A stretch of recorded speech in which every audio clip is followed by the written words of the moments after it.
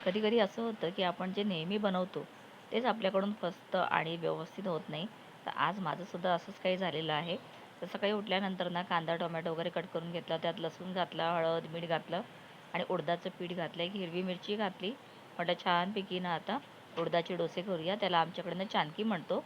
तर सगळं व्यवस्थित मिक्स करून घेतलं, फेटून वगैरे घेतलं. थोडंसं मला पातळ वाटलं म्हणून पुन्हा पाणी सॉरी त्याच्यामध्ये पीठ घातलं आणि त्याला 10 मिनिटासाठी ठेवलं आणि मस्त फटाफट अंघोळ करून फ्रेश होऊन आली आणि बनवायला घेतलं. पण काय व्हायला पाहिजे, की जेव्हा बॅटर घातलं ना, तेव्हा व्यवस्थित मस्त झालं.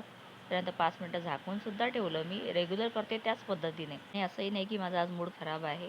तरीसुद्धा ना चाणकी काही प्रॉपर झाली नाही आहे. पूर्ण तुटत होती. मग तूप थोडं घातलं आणि थोडा वेळ शेकून घेतलं. याला ना आता मी असंच झाकून ठेवून देणार. कारण थोड्या वेळानंतर दर्शन अंघोळ करेल ना, तर त्याला नाश्ता होऊन जाईल आणि मी आता चालले माझ्या ट्युशन्स क्लासला. चला आता भेटूया पुन्हा. Bye bye.